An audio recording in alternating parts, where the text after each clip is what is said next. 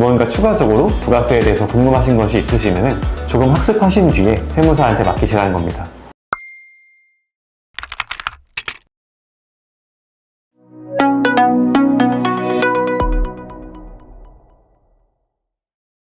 네, 안녕하세요. 세무법인 서월의 백승삼 세무사입니다. 2024년이 시작된 게 벌써 엊그제 같은데 벌써 무더운 7월이 되었습니다. 이 7월에는 부가가치세 신고를 해야 되죠.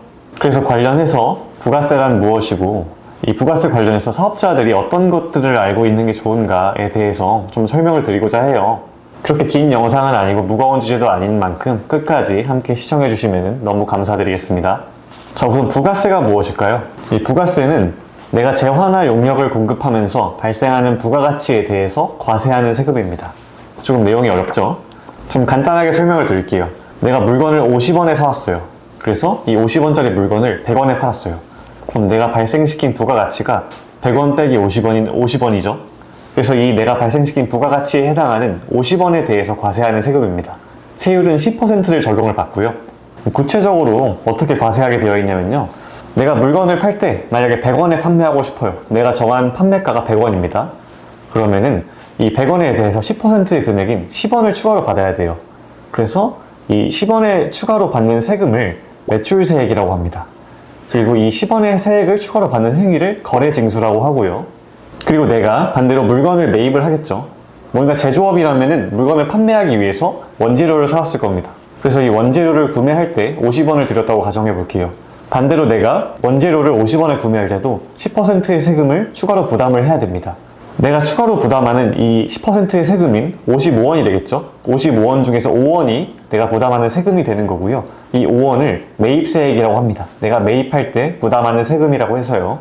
부가세는 내가 매출할 때, 그러니까 판매할 때 발생한 이 매출세액에서 내가 원재료 등의 물건을 사올 때 발생한 매입세액만큼을 빼서 계산하게 되어 있습니다. 그래서 매출세액 빼기 매입세액만큼의 세금을 납부하게 되어 있는 거예요. 아주 간단하죠? 그럼 반대로 매입세액이 매출세액보다 크다면 어떻게 될까요? 내가 물건은 100원에 팔았는데 원재료는 200원에 사왔습니다. 그러면은 매입세액은 20원을 부담했을 거고 매출세액은 10원이 되겠죠. 이런 경우에는 내가 매출에서 매입을 차감한 만큼이 음수가 되는 거니까 그 음수에 해당하는 만큼, 그러니까 그 차액을 환급을 받으실 수 있는 거예요. 이 케이스는 사업자인 내가 부가가치세 일반 과세자에 해당할 때 이렇게 공제가 가능한 것이고요. 다음에 세 가지 케이스에 해당하는 경우에는 매입세액을 공제받을 수 없습니다. 자, 첫 번째로 내가 부가가치세 면세사업자다. 이 면세사업자는 사업을 하면서 매입한 매입세액에 대해서 공제받을 수 없어요. 자, 어떤 말이냐면은 내가 면세사업자에 해당을 해요. 그렇다면은 내가 판매, 즉 재화나 용역을 공급할 때 이 부가세를 징수하지 않아도 됩니다. 거래 징수를 하지 않아도 된다는 거죠. 매출세액이 발생하지 않는 거예요. 그만큼 이 부가세 면세사업자는 사업을 영위하면서 뭔가 부당한 매입세액이 있어요. 원재료를 사오거나 뭔가 식비로 사용한다거나 이런 매입세액이 있을 때 그것들을 공제받을 수 없습니다. 두 번째로는 부가세 간이과세자에 해당하는 경우입니다. 이 간이과세자가 뭐냐면요. 아마 신규로 사업을 시작해 보신 분들은 이 간이과세자에 해당했던 분들이 꽤 계실 거예요. 이 매출 규모가 적은 사업자를 간이과세자라고 합니다. 이 간이과세자 같은 경우는 세금계산서 발급도 원천적으로 불가능하게 되어 있어요. 일부 케이스를 제외하고는요. 간이과세자는 그만큼 내가 매입할 때 부담한 매입세액을 공제받을 수 없습니다. 그런데 이제 매입세금계산서 발행세액공제라고 해서 매입할 때 세금계산서 발급받으신 게 있으면은 그 금액의 0.5% 정도는 세제 혜택상으로 공제를 받으실 수 있는 혜택이 있어요. 그런데 원칙적으로 부가세 매입세액 공제는 불가능하다, 이렇게 알고 계시면 될 것 같고요. 마지막 세 번째는 내가 최종 소비자에 해당하는 경우입니다. 최종 소비자는 이 부가세를 공제를 받을 수 없어요. 조금만 생각해 보시면은 뭔가 식당에서 밥을 사 먹었어요. 그러면 영수증에 보면은 공급가액이랑 부가세액이 나눠서 계산이 돼 있을 거예요. 그런데 그 부가세 환급받거나 공제받았다는 얘기 들어보신 적이 있으신가요? 내가 사업자가 아닌데도요. 이렇게 최종 소비자가 사실상 이 부가세를 최종적으로 부담하는 주체가 됩니다. 그래서 내가 사업자에 해당해서 물건을 팔 때 거래징수로 부가세를 납부하게 된다고 하더라도 그건 사업자인 내가 부담하는 게 아니고 최종 소비자가 부담하는 거예요. 그런데 사실 뭔가 실제로 세금을 납부해 보신 분들은 알겠지만 생돈 나가는 느낌이죠. 이론에 대한 내용은 여기까지 하고 내가 사업자로서 이번 부가세 신고 때 이런 것들을 알고 있어야 되는구나 좀 설명드리려고 합니다. 첫째는 증빙에 관한 내용이에요. 이 세법에서 적격증빙이라고 하는 4가지가 있어요. 세금계산서, 계산서, 현금영수증, 그리고 신용카드 이렇게 4가지가 있는데요. 적격증빙을 잘 받아라. 이거는 너무 당연한 얘기인데 귀가 아프도록 말씀드려도 전혀 모자라지 않습니다. 부가세 매입세 공제를 적용받기 위해서는 세금계산서를 거래 상대방으로부터 발급받는 게 원칙입니다. 그리고 세금계산서를 발급받을 수 없다면 신용카드로 결제를 했거나 아니면은 현금영수증, 지출증빙이라고 하죠. 사업자 등록번호로 현금영수증을 발급을 받으셔야 되고요. 일반적인 간이영수증이나 아니면 면세사업자가 공급하는 계산서를 발급받으신 경우에는 부가세 매입세 공제가 불가능합니다. 그래서 가장 중요한 거는 증빙 없는 거래를 최대한 줄이시는 거예요. 무자료 거래를 최대한 줄이시는 거죠. 저기 어디 시장에서 원재료를 구입했더니 현금으로만 받는데요. 현금으로만 받는 대신에 뭐 20% 깎아준대요. 이런 경우에는 부가세 공제도 안 되고 추후에 소득세나 법인세 때 비용으로 반영이 되지 않아요. 그렇기 때문에 무자료 거래는 최대한 피하셔야 되고요. 그리고 인테리어 하시는 분들 중에서 다수는 아니지만 정말 간혹 그런 분들이 계세요. 만약에 세금계산서 발행 없이 저희 인테리어 업체 이용해 주시면은 10%의 금액은 빼드리겠습니다. 그런데 생각해보면은 이 10% 금액을 빼나 안 빼나 세금계산서 발급받으면 어차피 매입세 공제가 되잖아요. 그러면은 내가 10% 금액을 더 부담한다고 하더라도 어차피 나중에 공제받을 금액이니까 똑같은 거예요. 그런데 추후에 생각해보면은 이 금액만큼 소득세나 법인세 때 비용 처리가 가능하겠죠. 그러니까 이 무자료 거래 항상 주의하셔야 되고요. 그리고 좀 더 나아가서 임대차 계약 맺으시고 보통 요즘은 많이 안 그러는데 이 임대인 분들이 조금 연로하신 분들인 경우에는 이 세금계산서를 그냥 종이로 써주시는 분들이 많아요. 요즘은 거의 전자로 하시는데 종이로 하는 경우가 가끔 있습니다. 그런데 그런 분들한테 이 매입을 받는 거다 보니까 아무래도 좀 세금계산서를 제때 요청드려도 잘 주시지 않는 경우가 있어요. 그러니까 작성은 하셨는데 어딘가 보관해 두셨다가 한참 뒤에 달라고 하면은 찾아봤는데 어디인지 모르겠는데요? 그러니까 이런 경우가 있을 수 있다는 거죠. 그러니까 내가 임대차 계약을 맺고 종이로 세금계산서를 발급받는 상황이면은 그때그때 임차료를 입금할 때마다 세금계산서를 요구하셔야 됩니다. 그래서 결론적으로는 전자세금계산서를 발급받을 수 없는 거래인 경우에는 무조건 종이 세금계산서를 거래가 일어난 때에 그때그때 요구를 하셔야 돼요. 그리고 두 번째로는 부가세 공제가 안 되는 지출 항목을 최대한 줄여야 되는 겁니다. 부가세 공제가 안 되는 지출 항목은 뭐가 있을까요? 첫 번째로는 사업과 무관한 지출입니다. 너무 당연하죠.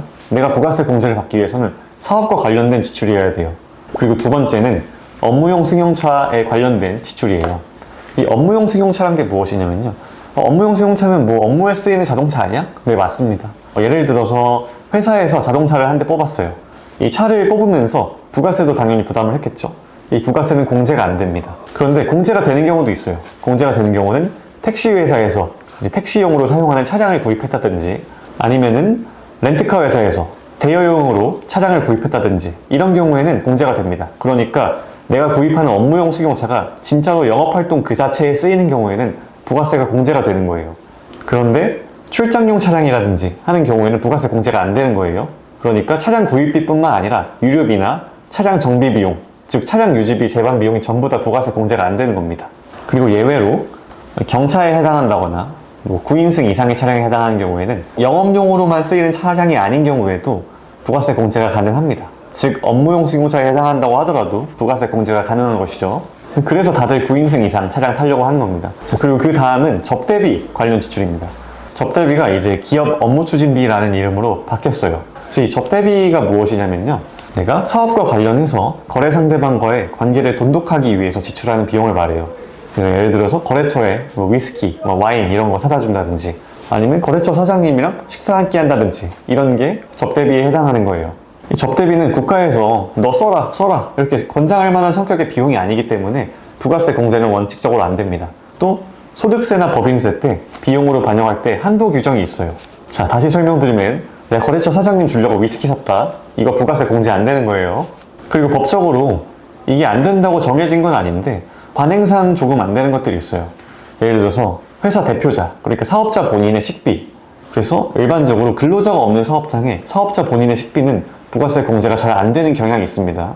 반대로 생각하면 직원들을 위해서 쓴 복리후생비, 직원들 식비 같은 것들은 전부 다 공제가 되겠죠? 자, 그리고 그 다음은 아까 설명드렸던 면세랑 연관 지어가지고 면세사업자가 공급하는 것들, 즉 면세 품목에는 부가세가 안 붙는다고 했잖아요. 그런데 이 면세 품목에 대략적으로 어떤 것들이 있냐? 기초생활 필수품들이 면세 품목에 해당돼요. 예를 들어서 쌀이나 뭐 고기나 과일 같은 것들, 채소 같은 것들, 이 면세 품목에 해당돼요. 이런 것들은 부가세가 붙지 않기 때문에 매입하는 사람도 부가세를 부담하지 않는 거예요. 그런데 음식점이나 뭐 제조업을 하시는 분들은 이 물건을 판매를 할 때는 보통은 부가세가 붙어요.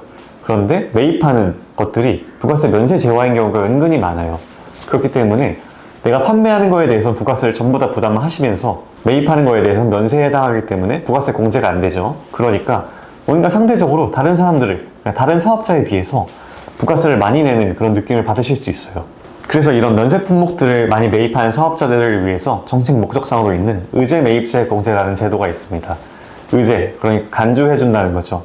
실제로 부가세가 없는 그러니까 면세 품목이기 때문에 너가 매입세액을 부담한 건 아니지만 너가 매입세를 부담한 걸로 보고 공제해줄게 라는 제도입니다. 그래서 음식점이나 제조업을 운영하시는 분들이 적용받을 수 있는 거고요. 매입하는 면세 품목에 대해서 102분의 2부터 최대 109분의 9 정도까지 매입세 공제가 가능합니다. 물론 한도 규정이 있기 때문에 이게 한도 끝도 없이 적용이 가능한 건 아니에요. 그래서 내가 음식점이나 제조업을 운영하는 사업자라면은 나의 세무사가 이 의제 매입세 공제를 제때에 잘 적용해주고 있는지를 확인하셔야 됩니다. 자, 그리고 마지막으로 무엇보다도 가장 중요한 거는 물론 내가 혼자서 부가세 신고를 할 수 있고 어느 정도 세법 지식이 있다고 하더라도 이 부가세 신고를 세무사한테 맡기시는 겁니다.